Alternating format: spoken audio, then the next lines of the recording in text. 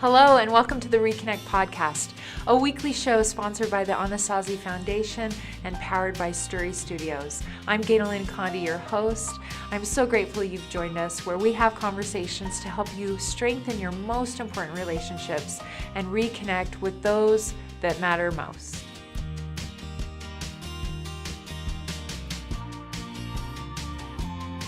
Hello and welcome to the Reconnect Podcast. I'm Ganel-Lyn Condie, your host, and we are here at the Story Studios. We are so grateful that you have joined us together. We are going to have an honest, authentic, and important conversation today. We are sponsored by the Anasazi Foundation, and we're powered by Story, and so together we have had a prayer beforehand that all the technology will work and that this episode will be shared far and wide, because this is a matter of life and death, and it's one of my big whys. And my guest today is someone that I do not know why we haven't worked together in the last 5 years.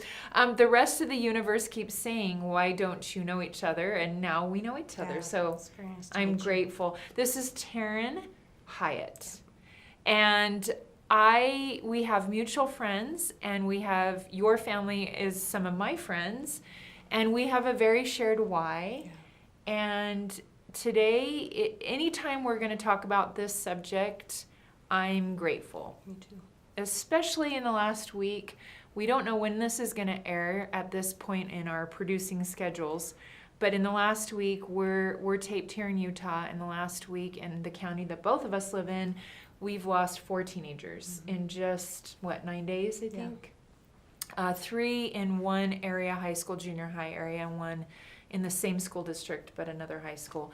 And so my heart's been heavy, and I get these phone calls or messages every day. So I know that Taryn understands. Yep. And so we may cry. We do that here at the Reconnect Podcast, but anything that helps with connection is life-saving. And for us, the word that we talk about probably constantly all the time is suicide and suicide prevention. To give a little background about your story and what brought you to this why for you, you are currently serving in some really specific roles in this area, but that's not what brought you to this passion. What did? Yeah. You know, so back in 2002, we lost our dad to suicide. And when his death occurred, it was a very, a different landscape than it is today. Suicide was still happening then, just not as widely talked about as it is today. And I just remember the conversations, that were had amongst even our family and our group of what are we going to tell people? How do we respond to this? What do we say? And again, we weren't the only family having that conversation. Right. That was the stigma at the time. But 2002, we didn't talk about it. No, and so, we did disclose and we're open that he took his life, and then I just found it necessary. In the obituary? Not in the obituary per se. I wish we would have been more mindful of that. Okay, good. We share that same. Yep, okay. I wish we would have been more We'll mindful tackle of that too, so stay tuned. But it definitely was not hidden.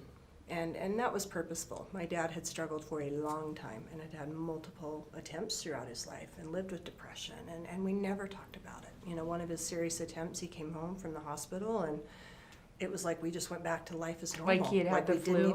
We didn't even address what had just happened. And so... How old was he when he passed? He was 54. Okay, which 54. Is key. I mean, demographic discussions. He's in that age group of people that we lose most. That the most. Men. Yeah, and I always say this, and I always get shocked responses.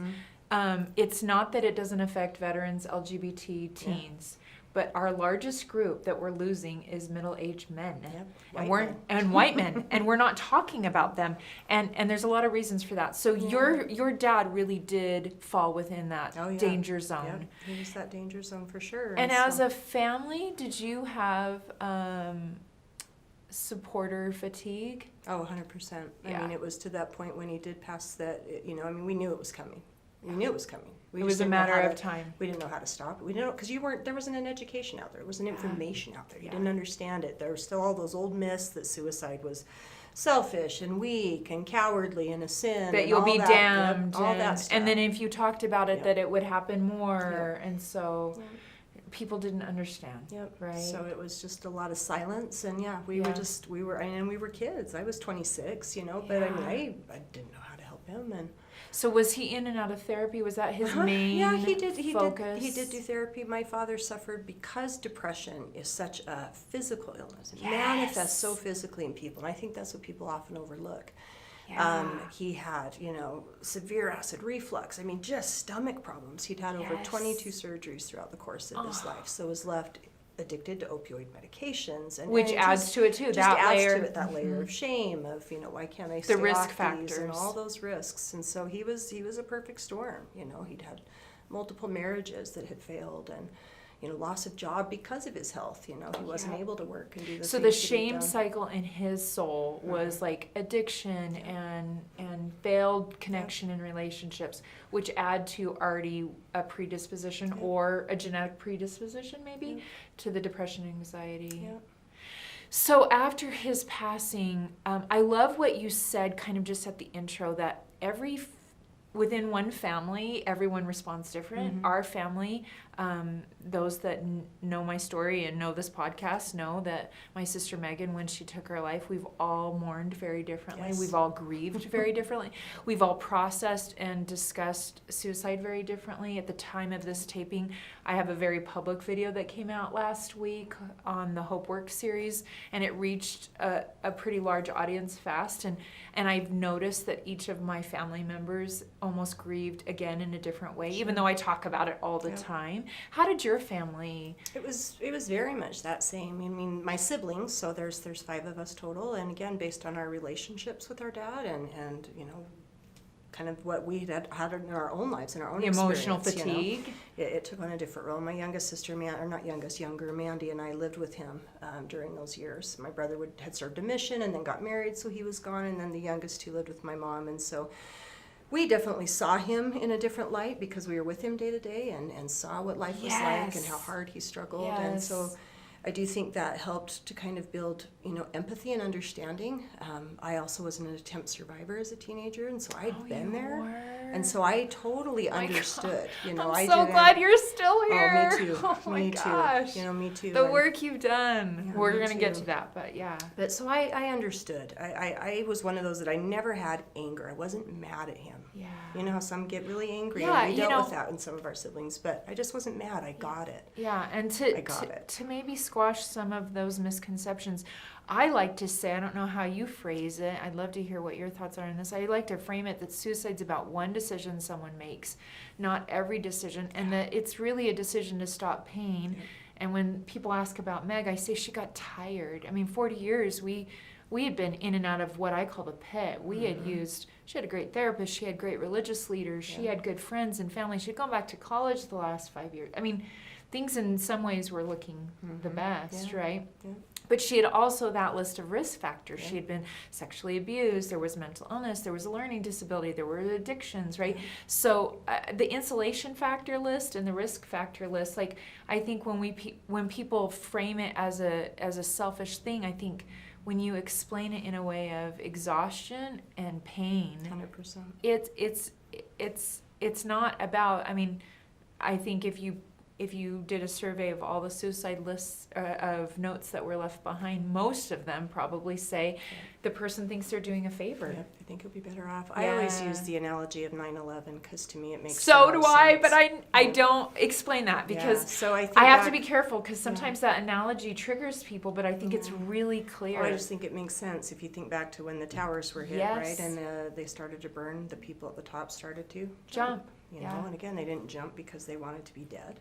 They jumped to have some control of the pain. Control to get away from an unbearable situation. Their thinking wasn't rational in those moments, and it was just about. If you remember the videos for those that are just listening, but the viewers that that the planes hit at a lower floor level, and so the upper people knew. Yeah. This is what's happening, and I believe that, I mean, again, knowing from my own experience, when I was in a state of suicidal crisis, it wasn't that I wanted to be dead. I just didn't know how to live anymore with what was happening. Which is a really hopeful message, which is what you and I talk about a lot, is that then if we can increase hope and we can give skills, it doesn't mean your risk factors get obliterated. No. Like, we're not going to make your past trauma necessarily disappear or your proclivity towards something disappear, but we can add to someone's life with life skills, with healing, with certain tools, new tools that we're going to talk and about. offer new perspective. And new perspective, maybe yeah. a different perspective. Because our brain, when it's stuck in that moment, Einstein says it best, right? The consciousness that creates the problem can't solve it. That's why we have to be able to let others in. Yeah, so someone that we can check our stinking thinking, right? Yep. My stinking thinking, like I have my tribe, is it doesn't have to be 12 people. It could be 2. It could be 1. It can be you hired someone to be your checker. Absolutely. And I think with men specifically, my heart goes out. I mean, in the last few years, all the speaking that I've done, over 800 and, I don't know, last count 90 events. The first couple of years I started 5 years ago, like, people weren't writing books about this as much, and we weren't talking about it in the way that we are now, thank goodness. Yeah. But I would have afterwards, females generally were the ones that were emoting and wanting to talk to me. The last 2 years, Taryn, it's men. It's young men and young boys and teenage boys. And I don't know if it's because I'm female and they feel permission to maybe share, but it gives me some hope that men are starting to have their hearts like, this is life or death. We need to give men specifically permission. Yeah, and I think that culture's changing. Yeah. We're no longer saying, suck it up. Yes. Boys don't cry. All that stuff that they've been told. We're encouraging. Yeah, we're saying connection is a matter of life and death. So soon after, or did it take a time period after your dad's passing that you were like, I am going to be a warrior and I'm going to fight in this industry? Oh, it was instantly. It was same for me. I got online, and this was way back in the day. Yeah. Say 2002 of AOL dial-up. Oh my gosh. And so MySpace. I typed in, suicide, because I wanted to learn. One, I was trying to find support for us as a family. There was one support group at the time. It was in this up in Layton. And so that was not feasible being in Utah County, so I thought, okay. And so I started looking for others. But anyway, as I typed in suicide, the first resource that came up for me was the American Foundation for Suicide Prevention. Okay. And so you are currently serving. Yeah, so I just started reading, and I was like, oh my gosh, here's the answers. Here's the why. Here's what I can offer when someone says that comment of selfishness or weakness. I can say, no, this is a health issue, and this is why. This is what we know. And so I just began to get informed, and then learned real quick that there were chapters of this organization across the U.S., but that Utah did not have one. So, it was like, let's pause it. It's the AFSP for short, but it's the American Foundation for Suicide Prevention. Currently, you're serving as the area director for Utah and Nevada, but at the time, there wasn't even a chapter here. No. So you reached out to them and said, what do I got to do? What do we got to do to bring a chapter to the state of Utah? And so they let me know that they do these different events that raise money for the organization that can help to sustain a chapter at a local level, and it's called the Out of the Darkness Walk. I said, yes, they're the best. We can do that. And so we held our first walk back in 2007. In Salt Lake, was it? It was in Provo. In Provo. Our first one was in Provo because that's where we lived, and we wanted to, we did it on the anniversary of his death by suicide, and unfortunately it was also a conference weekend, with our faith, and so it was poorly attended because people were busy. I didn't think about the date. And people don't. And it snowed because it would do what it does in Utah. In April, it's schizophrenic. It's no all offense to different, mental health professionals, but that's what I call it. Yeah, it had snowed that day, and so we. And did you find in 2000? Was it within a year? 2002 is when he passed. I started doing the work to get the chapter here really actively in about 2003, and it took us a couple years to get to where we could have the walk and have the support. But even then, I'm going to say in the last 10 years, just saying the word, I always say it's the worst word to say, and to even speak it out loud names it to tame it. But I think if you're advertising an event, when groups hire me, businesses or schools, I say, don't advertise me as the suicide speaker, or else people don't want to talk about it and come and do that walk. And I know from an outsider that wasn't as personally affected yet, I would see the walks advertised, and I was so grateful because mental health and fighting those issues were in our family. So what did you start to see happen as you started to do the walks? Oh, the walks were, honestly, that's the biggest testament to the impact that is being had in our communities, not only from suicide and mental health, but also how many folks are affected. So, I think back to our first one, maybe 50 people came, a couple $1,000s raised, fast forward each year, they grew exponentially. And last year we had over 6,500 people that walked and raised close to $320,000. And those aren't big corporate sponsors. Those are individual families who've been affected that have raised $25, donated $5 here and there, and that's what constitutes that money. And what I saw this year, which was probably the most profound to me, is in years past, it traditionally had been loss survivors like us, right, that are coming and walking in honor of their loved one. But we do a bead ceremony where folks wear a different color bead that represents why they're there, and there's a green bead that represents a personal struggle. And this year, at all 6 of our walks, every one of them almost ran out of the green bead because so many more people are talking about their own struggle. And I think that is powerful, because in years past it was like, even when my dad died, I didn't talk about my experience as an attempt survivor until I kind of got into it and went, wow, why am I not sharing my own struggle of where I was? Because there's still that shame, and those that I've connected with over the last few years that have attempted and survived, there's a whole different struggle and fight. Like I think for what I try to share, and we talked about this before we started taping, it affects everyone, right? It affects those that love someone struggling, those struggling, and those already that have, like you and I, lost someone. And many times you're meeting someone that covers all 3. Yeah. They're fighting, they've already lost someone, and they're trying to help someone at the same time. And so that's what I often say to survivors of these attempts, that we need you. Yeah. Like, you have built some spiritual, mental, emotional muscles that are going to help someone else climb out of the pit, because you've been in the pit. You know the way out. Right? And so what a powerful full circle for you to see that, like, your loss allowed you to then heal. I call it the Abraham walk. Yeah. Like, for those that are familiar with the Bible, Abraham had to walk the mountain to sacrifice his son, but what people miss is that he had a crazy dad that tried to do that to him. Yeah. So when God said, walk right through your own trauma again, it unleashed him from that hook, right? Yeah. But sometimes it takes, right? Like, you had to walk through it with your dad, which then, I guess, full circle wise, you had to come to grips. I have children, and I get to be educating my own kids, and my kids have both struggled, and we've got to have those conversations, and it's something we talk openly about, and so it's not a taboo thing. They're able to share.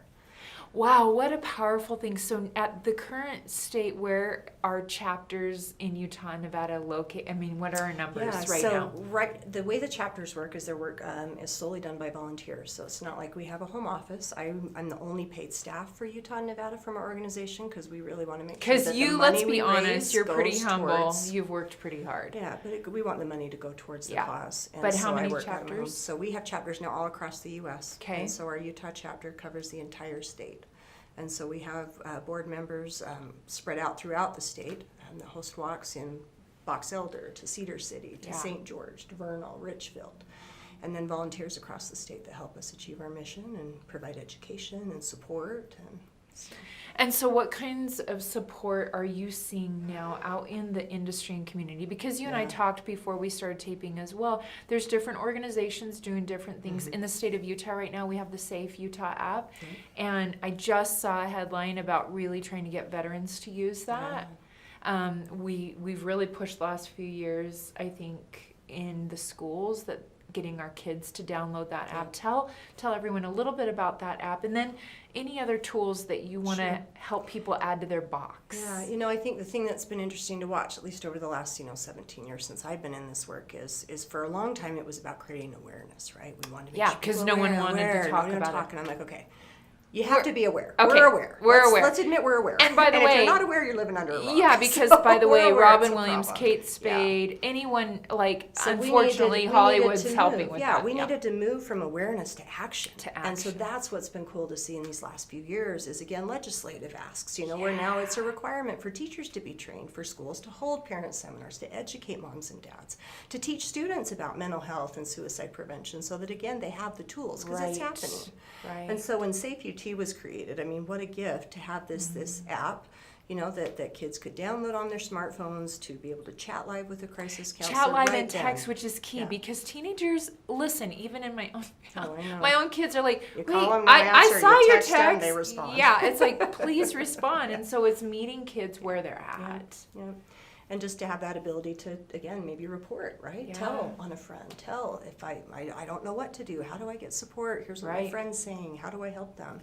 And so that, app is, as we've seen, the data the last few years, there's thousands of threads, that kids are chatting in. And so we know that it's working. We know it's being utilized. And so what a great tool to get meet people where they And are. especially with teenagers, the research shows their decision-making process, because of frontal cortex stuff, right, is 15-minute window. So a teenager needs it in Real easy time. access, because they're making a decision based on, okay, this was the last straw because their boyfriend broke up with them, or they flunked their final, or they didn't make the cheer squad, or whatever that is.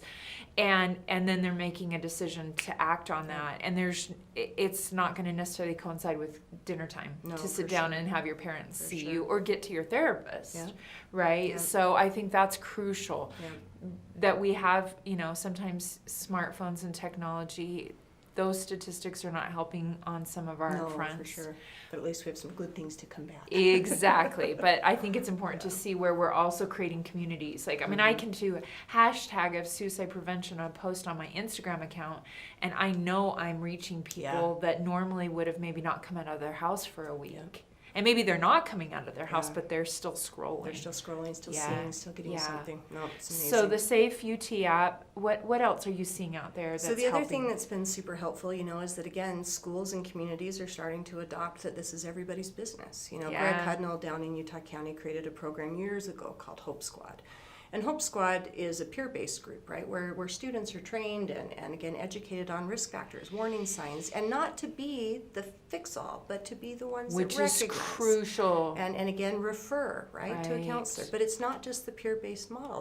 That isn't the answer. It's making sure that my hospital is involved, the mental health agency, right? We have law enforcement involved, because it takes all of us. So it's really getting communities on board to be trained, to be educated, and to know what resources are accessible and to utilize those and work together. And so What's your that's been best big. training? Is it the QR training, or what do you, So I love lots of different ones. for different? Yeah, for different reasons. AFSP has one, just our signature program's called Talk Saves Lives, and it's one of my Oh, favorites because it's okay. just a good overview for just general public to get information about, Your again, neighbors, your causes and families, your- what to do, how we can be useful. I love QPR because it builds on that, Yeah. right? Takes it a If step you don't know further. what QPR is, I mean, it's starting to be easily accessible for, if you're feeling like you're in a field that you're like, maybe your school or your preschool or your church community, or there's a lot of ways to create little training groups. Basic first aid, right? Yeah, Basic first aid for mental health. right? So just like CPR, is meant to sustain life, QPR, question, persuade, When I was a refer, kid and I was taught how ask. to splint an arm, really I need more how to splint someone's spirit and heart, right? Yeah. And a lot of that is just those questions, right? Being willing to ask, being willing to say, I'll sit here with you, I'll refer you, here's where we can go get help, I'll go with you, just being a good human. Yeah. I mean, and then there's a lot more, that you can build on. Mental health first aid, I love that course. It's a longer course, it's 8 hours, but that's one that I facilitate, and I just wish, again, people would get educated about mental health. This is something that affects all of us. One We in all 5 know of us someone. will experience Yeah. a mental health condition. so I get was educated. just on a flight with a guy, big farmer, teaches up at Utah State, land management kind of guy. And he like normal, when you're on a flight, all of a sudden people know my story and what I do. And he shared that he has a buddy, they hunt every year. And it wasn't until this last year that his buddy finally admitted that he'd gone into counseling, but that he had been struggling with suicidal ideation for years. Wow. And this guy said, I went back in my mind, how many times were we out literally with guns, Sure. hunting, Sure. and I had no idea my friend, who I thought we had talked so openly about every other area of our lives, right? So if people are out there and they're like, I don't even think I need the training, someone right now that is silently struggling. And I think it's crucial to say, within my faith, I'm Christian, there's only one Savior, and I'm not Him. Yep. My job is not to save, and I think we can get support fatigue, and I think a lot of teenagers and parents right now are kind of like, oh my gosh, I'm exhausted because everyone I know is dealing with it. Where can people go to kind of get some of that training so they feel more equipped? Can they go to your site? Yeah, so afsp.org, if you go to our website and just do a /Utah, take you right to our chapter page. That's where we post our trainings. The Utah State Suicide Prevention Coalition, there's a training calendar on that website as well, so that you can find something in your local community. Because we have QPR instructors all across over. the state. right? Yeah. And so they're happening at a regular rate. They are. You can even do training online. Yes. Living Works offers a great suicide prevention course. It's a shortened version of one they call Safe Talk that you can download, and it's a 35-minute, course that you could just take from the comfort of your own home. Oh, I love But just getting that. educated, I right? love Because then we feel more empowered to Right. be helpful when we know Right. what to do. And I love what you said. It's not about saving. I can't save. We can't, but we can support them as they save themselves if they have the tools. Right. I like to say I can influence, invite, and love. That's perfect. Those are the three things I can do. Yeah. And sometimes you're inviting someone to get help, right, Yeah. to someone else, because you already know for your own mental health and well-being that you have to take a step back, and that's okay. Yes. Because the statistics are showing that, one person in a family, it opens up what I call the vortex within the family and within the schools and within the work environment, where all of a sudden now there's this switch about like, wait, this is an option to stop my pain. So I think that's a good segue into one of our shared passions. The idea that not only is it the stigma that we're doing better at overcoming, and then the training and resources for those that are in the field or within families that feel like they need that. But there's this other area of, I think, still the last frontier where people are still believing that if we talk about this, they'll do it. I just was in communication with some school officials because of a assembly I'm going to be doing. And there's still school officials and family members and extended family members and generational issues, I think, that somehow if we talk about this, now, we believe that you have to talk about it in a correct way. Yeah, and that's what But I what always are your tell thoughts on folks. that? I always say, okay, and I go back to another thing that people can understand. Okay. So it's Utah, it's S words. We don't like to say them, I know. Yes. Suicide and sex. Because Yes. we have this fear if we But talk I talk about either, those too, right, they'll do it. But again, it's important how we talk about Right. it. Just like if I'm talking to my young person about sex, I don't want to glamorize it, make it sound like that's this thing they should Gory be doing. details. I want to give them information. I want Right. to provide them detailed information so they understand and make informed Right. choices. Same thing with suicide. We need to make sure that we're giving correct information, right? Proper information. Right. Resources, how to get help and support, right? How to protect themselves. Same kind of a conversation. So just being willing to talk about it, but knowing how. And again, the fear all comes because they don't have the education for how to talk about it. That's why they're afraid. And so we just need to continue to increase that literacy around the topic. And I think that's perfect what you just said, because my kids joke, Mom, you just say sex regularly just because. And I said, yeah, I do. Because I want you to hear about it in our house. I'm tired of Hollywood framing all of our conversations. We're quietly watching this weird version of sex and suicide, I think, right now. Am I grateful that those storylines are showing up? But I don't love how it's being framed. No, for sure. I mean, there's some very specific shows I don't want to give any more credence to, but I think 13 Reasons is probably the top on my no list. Oh, yeah. And parents, when it first came out, I got some hate mail because I was saying, don't encourage this. And everyone's like, well, it's starting conversations. I'm like, no, it's not. Your teenager is binge watching in a dark room in their house a whole show that's based on the premise that it was everyone else's fault. Yeah. And I think that feeds dangerous messages on either end. I am a fan of talking about it. If you want to, I'm watching some other shows that are tackling it in a more, I think, responsible way and showing the nuances. This is a complex issue. You and I are not going to, if we could have solved it in one podcast. Oh my heck, we'd have been done. I know, that's the goal, is to work myself out of a job. That's the goal. Right? I mean, I always think, like, I feel like I talk about it all the time, and I've gotten so accustomed, I don't know if you feel this way, that it's very rare that I like break down talking about it anymore because it's such my why. Yeah. But it's complex. I mean, we're oversimplifying because we're trying to give bite size, because Hollywood is constantly giving you this like quick, drive-through burger approach to everything. Yeah. And it's not. What do you want to say on that in the last few minutes? Well, I think, the thing that I took away, especially from my 13 Reasons, it did start conversations, but you're right. It did. Not ones that we wanted to have. But it was also the only thing talking to our kids about suicide. So shame on us, and we've got to do a better job. Yeah. But again, what a disservice they did. Because wouldn't it have been awesome? Call of us. Had you shown this young lady, get help. Get help. live her best life Right. as her best revenge. I mean, Right. that was the thing that was dangerous. So I'd love to see and those also things that there shift. were supports around Yes. her that they emphasized didn't work. Yeah. And I think the message is like, speak up, because there is a teacher that cares. That does care. There is, I mean, I just got a message from someone on Instagram that reminds me I need to circle back. I get these a lot, and so I don't know how you feel. I have to pull back too for my own well-being. But she's like, I am in therapy, but I don't want to tell my mom about this attempt. Yeah. She just heard me speak, and I said, yes, if you're not going to trust her, you have to tell another trusted Sure. adult.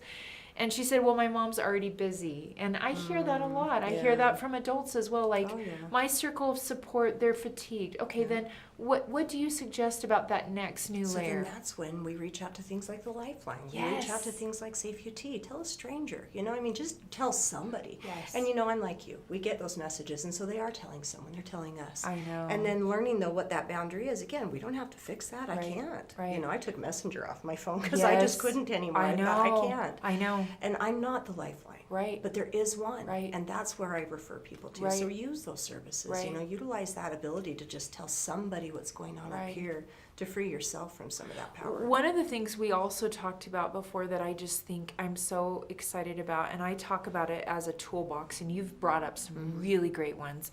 The analogy I give is that if my fridge broke and I couldn't open it, heaven help, right? And I went to the toolbox and I pulled a screwdriver and that didn't fit, I wouldn't go, oh well. Yeah, just gonna leave it. Oh well, I guess No. that's not going to work. I I would would find go another back to tool. the toolbox and dig, Yep. right? Yep. And it's the same with like, I'm just going to say this straight up, especially for women. If your hair person, if your hairstylist is not working, Yeah, you or find your somebody mechanic's else. not working, you You go to find the next somebody else. person. And Yep. so I just got a message from someone that suffered some pretty long-term trauma and severe trauma and is trying to do some really good work out in the community. Yeah.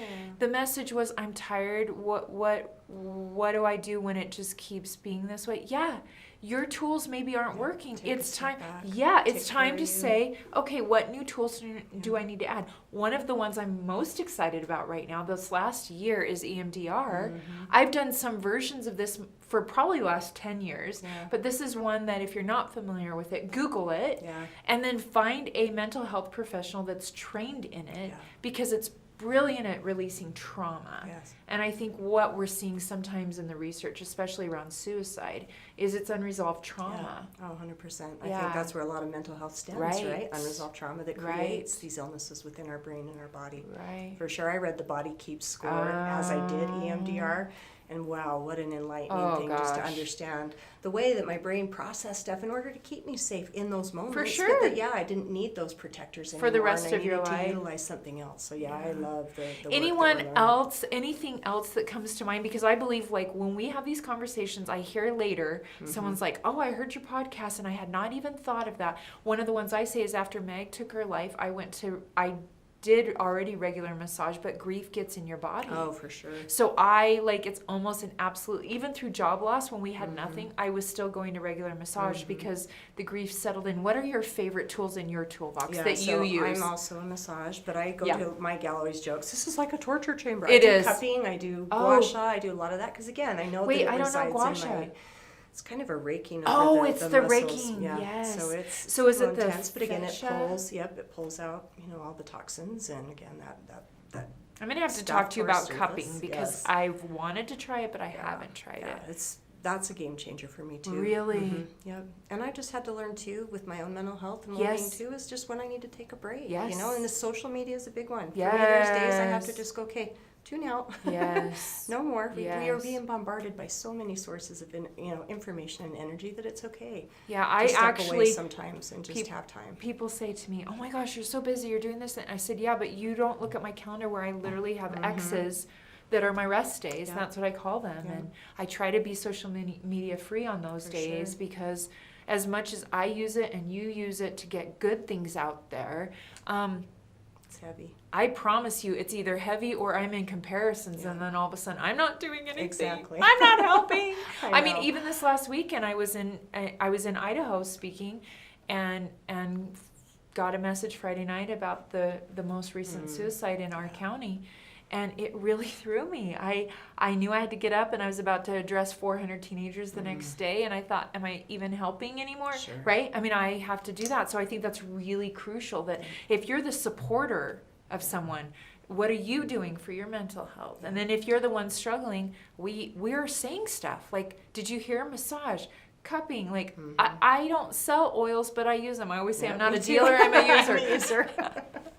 Right? Yeah. And therapy and EMDR and all the cliche things. Like I say 5 minutes of watching Elf, Will Ferrell, on a Christmas movie, totally. that can change your neuro response for just 8-second hugs. Like I do 8-second hugs when I speak, which sometimes adds a good long hour to my events, because that changes your nervous system. Anything else on your heart before we say goodbye? And really, if you've been in the trenches for a long time, girlfriend. Yeah, long time. You know, I think if I could say anything, it would just be that if you right now are thinking of suicide, find that person you can tell. Find that person that you trust. If you feel like there is no one, then call the Lifeline. Reach out to one of those resources. Just tell somebody.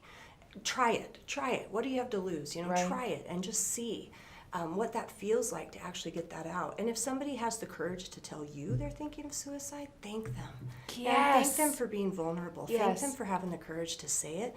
Remember, you don't have to fix it. Right. Just be there with them in that space and say, okay, now let's see what steps we can find to help. And I would say crucially, do not keep it a secret, especially if this is a teenager conversation happening. I often have teenagers say, my friend says, well, the most loving thing you can do is to include another support, especially if you're not trained and you don't have the skills to handle it. Yeah. Thank you. Thank you for staying in the fight and doing your own work so you can stay present. I'm grateful. I think you're another example of, I say this to our mutual friend Seth, we will never be better without you. There's not one person listening today that's our extra kid. No. And my life's not better without Meg. Your life's not better without your dad. Have we tried to take their deaths and do something to help? For sure. But my life's not better. I want to call her on the good days and the bad days, right? And so if you're listening and you're tired, like, we need you. Yeah. We need you to try one more plan B. Yeah. Because we need you. Thank you for staying in the game and doing your own work and inspiring so many. I know the ripple effect, you may not see it for a long time. I think I always try to say I show up for the one, and there's days I'm like, is there one today that I helped, right? And sometimes I'm only helping me, right? Exactly. But I'm so grateful. I'm grateful I'm grateful that there's other warriors in the game, and that we're not. I always say throw every dart at the dartboard, and the work you've done has been amazing. No, thank you. I appreciate that. You too. Right back at you. Yeah. And thank you for everyone that is listening. Please, if you need resources, the American Foundation for Suicide Prevention, share this episode. There's a lot of podcasts out there, and there's a lot of podcast interviews out there, but I hope that you will feel the sincerity of this. And we threw a lot of stuff out there because you never know what is going to be the thing that helps someone click. And to stay, we need you. And thank you. We dedicate this to your daddy. Tell us his name. Thank you, Taryn Aiken. Taryn Aiken and Megan.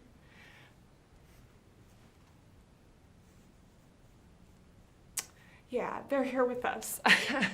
We get to talk for them, and I think that's the biggest thing, that they can't say what they want to say, and so we're just going to keep saying it for them, which is to stay. So thanks for joining us here at the Reconnect podcast.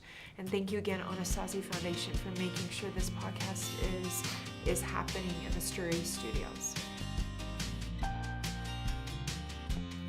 Thank you for listening to the Reconnect podcast, presented by Anasazi Foundation.